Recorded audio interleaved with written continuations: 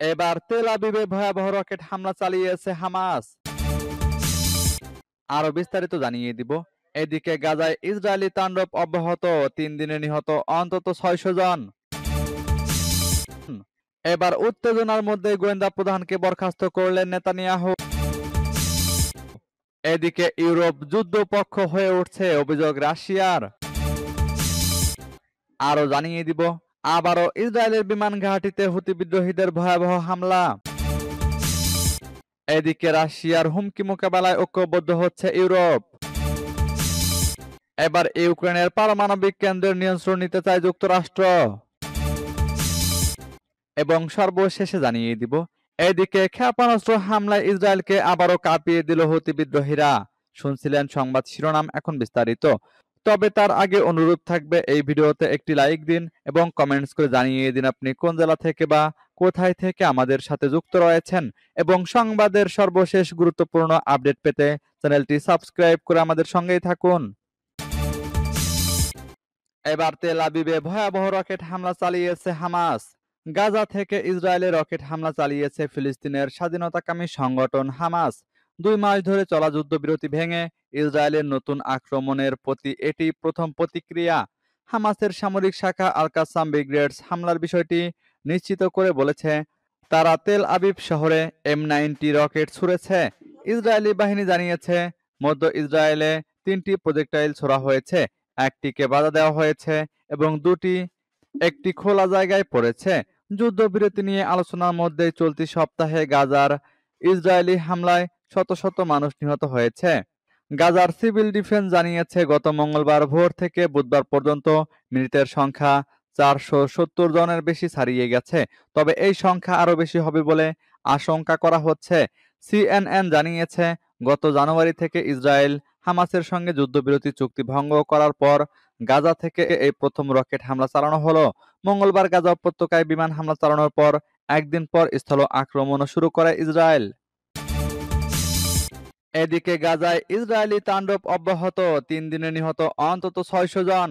ফিলিস্তিনের স্বাধীনতাকামী সশস্ত্র সংগঠন হামাস নিয়ন্ত্রিত গাজায় গত মঙ্গলবার থেকে ফের অতর্কিত হামলা শুরু করেছে ইসরায়েলি বাহিনী। এতে এখন পর্যন্ত নিহতের সংখ্যা 600 জন ছাড়িয়েছে, সেই সঙ্গে আহত হয়েছে শতাধিক। শুক্রবার কাতার ভিত্তিক সংবাদ মাধ্যম আল জাজিরার লাইভ প্রতিবেদনে এই তথ্য জানানো হয়েছে। এদিকে ইসরায়েলি বাহিনীর পক্ষ থেকে বলা হয়েছে, তারা গাজায় বিমান হামলার পাশাপাশি স্থল অভিযান বৃদ্ধি করেছে। ইসরায়েলি বাহিনী জানিয়েছে, মধ্য গাজায় একটি বাফার জোনের দখল নিতে তারা স্থলসেনা পাঠিয়েছে, সেই সঙ্গে বিমান বাহিনীর আক্রমণ অব্যাহত রয়েছে। গত সোমবার পূর্ব গাজার জনসাধারণকে এলাকা ছেড়ে চলে যাওয়ার নির্দেশ দেয় ইসরায়েল। তখনই বিশেষজ্ঞরা মনে করেছিলেন, গাজা স্ট্রিপে আবারও স্থলসেনা পাঠাবে ইসরায়েল। জার্মান সংবাদ মাধ্যম রয়েসেবেলের প্রতিবেদনে বলা হয়েছে, গত মঙ্গলবার থেকে ইসরায়েলের স্থলসেনা সেখানে ঢুকতে শুরু করেছে। পরবর্তী সময়ে বুধবার ইসরায়েল জানিয়েছে, মধ্য গাজার একটি বাফার জোনের দখল নিতেই সেখানে স্থলসেনা অভিযান চালাচ্ছে। এবার উত্তেজনার মধ্যে গোয়েন্দা প্রধানকে বরখাস্ত করলেন নেতানিয়াহু। ইসরায়েলের অভ্যন্তরীণ গোয়েন্দা সংস্থা শিন বেতের প্রধানকে বরখাস্ত করেছেন দেশটির প্রধানমন্ত্রী বেনিয়ামিন নেতানিয়াহু।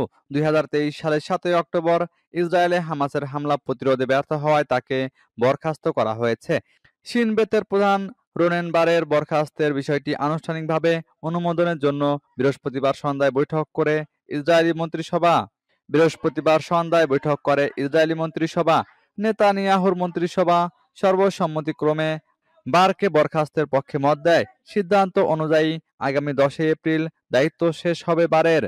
2021 সালের অক্টোবরে শিন বেতের প্রধান হিসেবে 5 বছর মেয়াদে বারকে নিযুক্ত করা হয়েছিল। নেতানিয়াহু গত রোববার এক ভিডিও বিবৃতিতে বারকে বরখাস্ত করার বিষয়ে তার ইচ্ছার কথা প্রকাশ করেছিলেন। তখন তিনি বারের সঙ্গে তার চলমান অবিশ্বাসের কথা উল্লেখ করেছিলেন। তিনি বলেছিলেন, সময়ের সঙ্গে সঙ্গে এই অবিশ্বাস আরও বেড়েছে। নেতানিয়াহুর এই পদক্ষেপ ইসরায়েলিদের মধ্যে ক্ষোভ সৃষ্টি করে। তেল আবিবে তীব্র হয় সরকার বিরোধী বিক্ষোভ। এছাড়া ফিলিস্তিনের গাজায় ইসরায়েলের নতুন করে হামলার বিরুদ্ধে জেরুজালেমে চলা বিক্ষোভে যোগ দেন হাজারো ক্ষুব্ধ ইসরায়েলি। এদিকে ইউরোপ যুদ্ধপক্ষ হয়ে উঠছে, অভিযোগ রাশিয়ার। ইউরোপের দেশগুলোর বিরুদ্ধে অত্যাধিক সামরিকায়ন করার অভিযোগ তুলে রাশিয়া বলেছে, মহাদেশটি ধীরে ধীরে একটি যুদ্ধপক্ষ হিসেবে গড়ে উঠছে। বৃহস্পতিবার মস্কোয় সাংবাদিকদের সঙ্গে কথা বলতে গিয়ে ক্রেমলিনের মুখপাত্র দিমিত্রি পেসকভ এ অভিযোগ করেন। তার মতে ইউরোপ এতটাই সামরিককরণে এগিয়ে গেছে যে তারা যুদ্ধপক্ষ হয়ে উঠছে। ক্রেমলিনের মুখপাত্র অভিযোগ করেন যে ব্রাসেলসে এবং অন্যান্য ইউরোপীয় রাজধানী থেকে আসা সংকেতগুলোর বেশিরভাগই সামরিক শক্তি বৃদ্ধির পরিকল্পনার সঙ্গে সম্পর্কিত। পেসকভ আরও বলেন, এটি রাশিয়া এবং মার্কিন প্রেসিডেন্টের শান্তিপূর্ণ সমাধানের উপায় খোঁজার মনোভাবের সঙ্গে স্পষ্টভাবে সাংঘর্ষিক। তিনি জানান, মস্কো এখনো ব্রাসেলস থেকে আলোচনার প্রস্তুতি নিয়ে কোনো ইতিবাচক সংকেত পায়নি। উল্লেখ্য, ইউরোপীয় ইউনিয়নের নেতারা ব্রাসেলসে বৃহস্পতিবার 2 দিনব্যাপী এক প্রতিযোগিতামূলক বাজার এবং প্রতিরক্ষা সংক্রান্ত পরবর্তী পদক্ষেপ নিয়ে আলোচনায় বসেছেন। এদিকে রাশিয়া ও যুক্তরাষ্ট্রের টেকনিক্যাল গ্রুপের মধ্যে আসন্ন আলোচনা সম্পর্কে মন্তব্য করতে গিয়ে পেসকভ বলেন, অতি শীঘ্র এই বৈঠক অনুষ্ঠিত হবে, যেখানে ইউক্রেন যুদ্ধ ও কৃষ্ণ সাগর শস্য চুক্তি পুনরুজ্জীবিত করার বিষয়ে আলোচনা করা হবে। আবারও ইসরায়েলের বিমান ঘাঁটিতে হুতি বিদ্রোহীদের ভয়াবহ হামলা। ইসরায়েলের একটি বিমানবন্দরে হামলা চালানোর কথা জানিয়েছে ইয়েমেনের বিদ্রোহী গোষ্ঠী হুতি।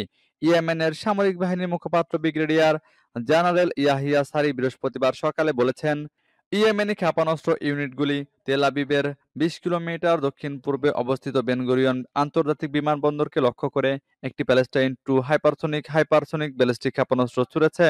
সারি উল্লেখ করেছেন, প্রতিশোধমূলক হামলা সফলভাবে তার কাঙ্ক্ষিত লক্ষ্য অর্জন করেছে। তিনি বলেছেন, ইয়েমেনি সশস্ত্র বাহিনী 5ম দিনের জন্য ইয়েমেনের বিরুদ্ধে আমেরিকান আগ্রাসনের কার্যকরভাবে মোকাবেলা চালিয়ে যাচ্ছে। সারি বলেন, ইয়েমেনি সামরিক বাহিনীর ক্ষেপণাস্ত্র বাহিনী, নৌবাহিনী এবং বিমান বাহিনী লোহিত সাগরে শত্রু যুদ্ধজাহাজ, যার মধ্যে মার্কিন যুক্তরাষ্ট্রের নৌবাহিনীর ইউএসএস হ্যারি এস ট্রুম্যান বিমানবাহী রণতরী এবং এর সহযোগী যুদ্ধজাহাজ রয়েছে, তাদের লক্ষ্যবস্তু করছে। সূত্র প্রেস টিভির। এদিকে রাশিয়ার হুমকি মোকাবেলায় ঐক্যবদ্ধ হচ্ছে ইউরোপ। ইউরোপের প্রতিরক্ষা ও নিরাপত্তার জন্য আসন্ন ইউরোপীয় ইউনিয়ন সম্মেলন অত্যন্ত গুরুত্বপূর্ণ হতে যাচ্ছে বলে মন্তব্য করেছেন পোল্যান্ডের প্রধানমন্ত্রী ডোনাল্ড টাস্ক। ব্রাসেলসের উদ্দেশ্যে রওনা দেওয়ার আগে ওয়ারশতে সাংবাদিকদের সঙ্গে আলাপকালে তিনি বলেন, আমরা এমন একটি সময়ের দিকে এগোচ্ছি যা সম্ভবত ইউরোপের সবচেয়ে গুরুত্বপূর্ণ প্রকল্পগুলোর একটি। আমাদের প্রধান লক্ষ্য হচ্ছে ইউরোপকে নিরাপদ, সশস্ত্র ও রাশিয়ার হুমকির বিরুদ্ধে ঐক্যবদ্ধ করা। টাস্ক বলেন, পোল্যান্ড দীর্ঘদিন ধরে রাশিয়ার হুমকি সম্পর্কে ইউরোপকে সতর্ক করে আসছিল, তবে তখন তারা একা থাকলেও এখন পুরো ইউরোপ একই সমস্যার বিরুদ্ধে ঐক্যবদ্ধ হতে যাচ্ছে। পোলিশ প্রধানমন্ত্রী তার দেশের প্রেসিডেন্ট আন্দ্রেস দুদাকে নতুন অভিবাসন ও আশ্রয় আইন অনুমোদনের আহ্বান জানিয়েছেন। নতুন আইনটি পাশ হলে সরকার বিশেষ পরিস্থিতিতে অবৈধ অভিবাসীদের আশ্রয়ের আবেদন সাময়িকভাবে স্থগিত রাখতে পারবে। টাস্ক বলেন, আমাদের বেলারুশ সীমান্তে চাপ ক্রমাগত বাড়ছে। রাশিয়ার প্রেসিডেন্ট ভ্লাদিমির পুতিন এবং বেলারুশের আলেকজান্ডার লুকাশেঙ্কো অভিবাসন সংকটকে অস্ত্র হিসেবে ব্যবহার করছে। তারা ইউরোপীয় ইউনিয়ন সীমান্তে কৃত্রিম সংকট তৈরি করে আসলে হাইব্রিড যুদ্ধ চালাচ্ছে। তবে এটি শুধুমাত্র হাইব্রিড যুদ্ধ নয়, বরং আরও গভীর ষড়যন্ত্র। এবার ইউক্রেনের পারমাণবিক কেন্দ্রের নিয়ন্ত্রণ নিতে চায় যুক্তরাষ্ট্র।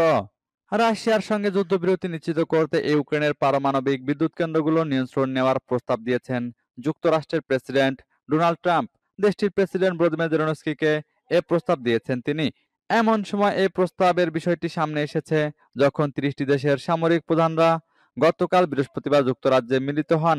রাশিয়া ও ইউক্রেনের মধ্যে সম্ভাব্য যুদ্ধবিরতির সুরক্ষা দিতে শান্তিরক্ষী মোতায়েনের পরিকল্পনা নিয়ে তাদের আলোচনা করার কথা। আগের দিন ট্রাম্প ও জেলেনস্কি ফোনে কথা বলেন। এরপর ইউক্রেনের প্রেসিডেন্ট বলেন, রাশিয়ার জ্বালানি ব্যবস্থা ও অবকাঠামোয় হামলা বন্ধে প্রস্তুত কিয়েভ।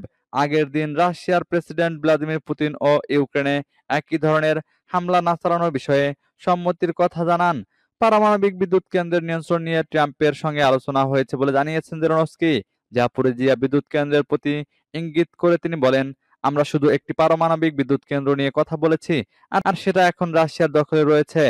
ফিনল্যান্ড সফররত জেলেনস্কি ভার্চুয়াল এক ব্রিফিংয়ে কথা বলেন।